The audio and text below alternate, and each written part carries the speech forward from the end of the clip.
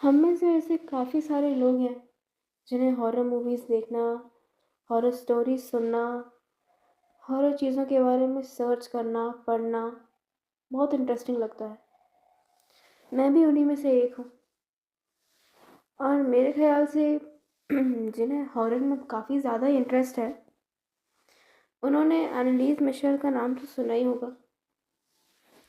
और अगर नहीं सुना तो मैं बताती हूँ। एनालीज मिशेल, जिसका जन्म सितंबर 21, 1952 वेस्ट जर्मनी में हुआ था। मिशेल एक ऐसी फैमिली में बड़ी हुई थी जो काफ़ी रिलीजियस थी और एक कैथोलिक फैमिली थी। एनालीज के 3 भाई बहन थे, 2 भाई और 1 बहन। एनालीज के पेरेंट्स काफ़ी स्ट्रिक्ट थे और ट्रेडिशंस को बहुत फॉलो करते थे। वो बहुत स्ट्रांगली पनिशमेंट सेंस में बिलीव करते थे। एनालीज बचपन से बहुत ज़्यादा शांत, इंटेलिजेंट, ओबीडियंट और काफ़ी रिलीजियस लड़की थी। रोज़ चर्च जाना, प्रेयर करना उसका एक नॉर्मल रूटीन था। पर किसी ने ये नहीं सोचा था कि आगे जाकर ये one of the most horrifying cases में से एक बन जाएगा। 1968 जब एनालीज 16 साल की हुई तो उसे एक बहुत ज़ोरदार सीजर अटैक आया। डॉक्टर्स ने कहा कि उसे टेम्पोरल लोब एपिलेप्सी है, जिसकी वजह से उसे सीजर्स आ रहे हैं, हेलुसिनेशंस हो रहे हैं, उसे डर लग रहा है और उसे अजीब से विजन्स आ रहे हैं। एनालीज की मेडिकेशन चालू की गई, बट इंस्टेड ऑफ इम्प्रूविंग उसकी कंडीशन और ज़्यादा वर्स होते चली गई। एनालीज कहती थी कि उसे हर जगह शैतानी चेहरे दिखते हैं।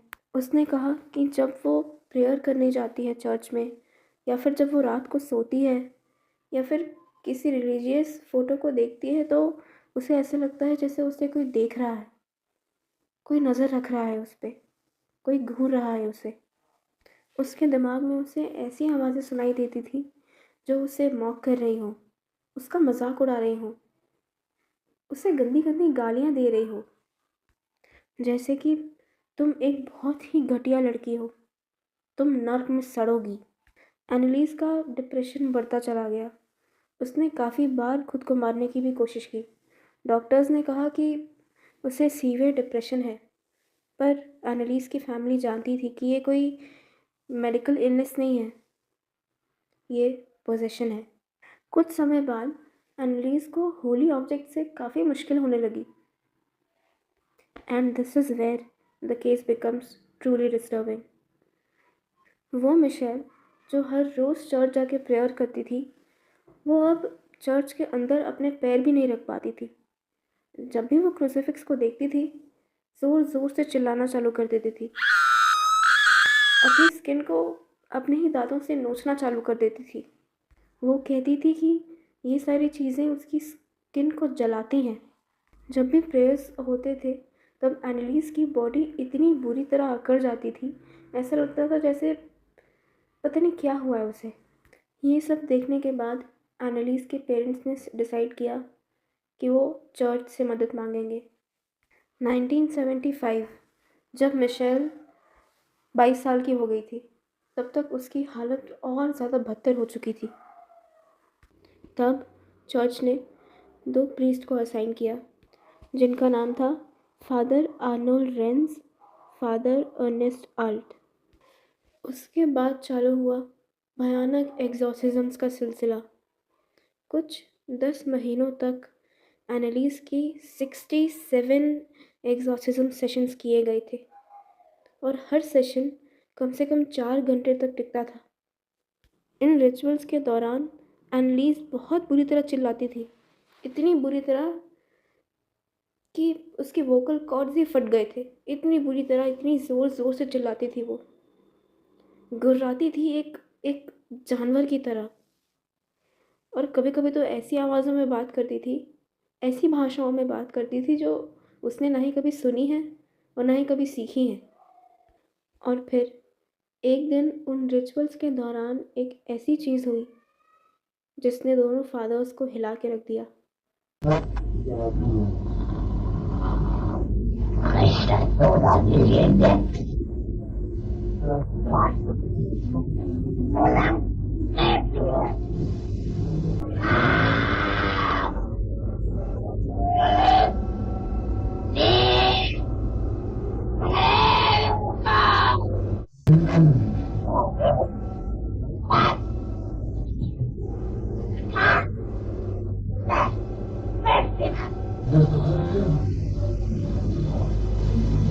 एनालीज उन प्रीस्ट को गंदी गंदी गालियाँ देने लगी, उनके पास्ट के बारे में, उनके प्रेजेंट के बारे में, हर चीज़ के बारे में उन्हें मॉक करने लगी।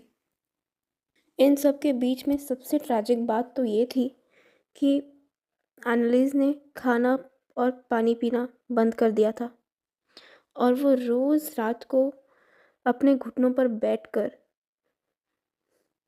कोई तो मंत्र गुनगुनाती रहती थी, जिसकी वजह से उसके घुटने पूरी तरह छिल चुके थे।